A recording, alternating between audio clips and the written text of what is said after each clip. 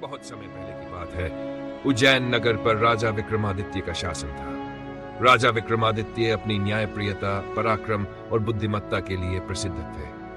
उनकी प्रजा उन्हें बहुत प्रेम करती थी, क्योंकि वे हमेशा सत्य और धर्म का पालन करते थे। एक दिन उनके दरबार में एक योगी आया और राजा से एक विशेष कार्य करने का निवेदन किया। योगी ने कहा, महाराज, मैं एक तंत्र सिद्धि करना चाहता हूँ, लेकिन इसके लिए मुझे एक बेताल नामक प्रेत को पकड़ कर लाना होगा।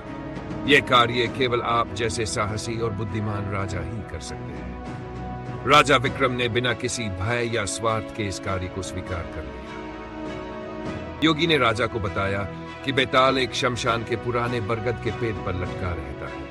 उसे पकड़ने के लिए राजा को रात के समय शमशान जाना होगा।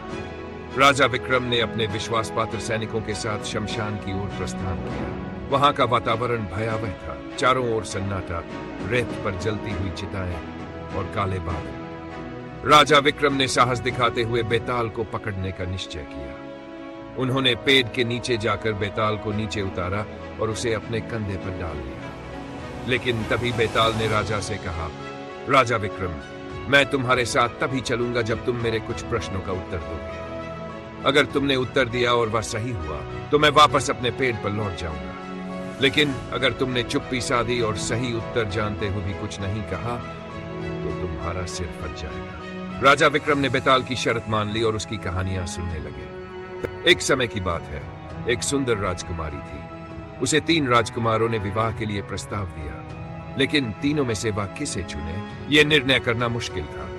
एक राजकुमार ने उस राजकुमारी के बालों की रक्षा की, दूसरा उसके गहनों की देखभाल करता था और तीसरा उसके साथ सदा यात्रा में रहता था। अब बताओ राजा विक्रम, राजकुमारी किस राजकुमार से विवाह करेगी? राजा विक्रम ने तुरंत उत्तर दिया, राजकुमारी उस राजकुमार से विवाह करेगी जो सदा उसके साथ यात्रा करता था, क्योंकि केवल वही उसका सच्चा साथी है। बाकी दोनों ने केवल चीजों की देखभाल की, लेकिन उसकी वास्तविक सुरक्षा और साथ देने का काम तीसरे ने किया।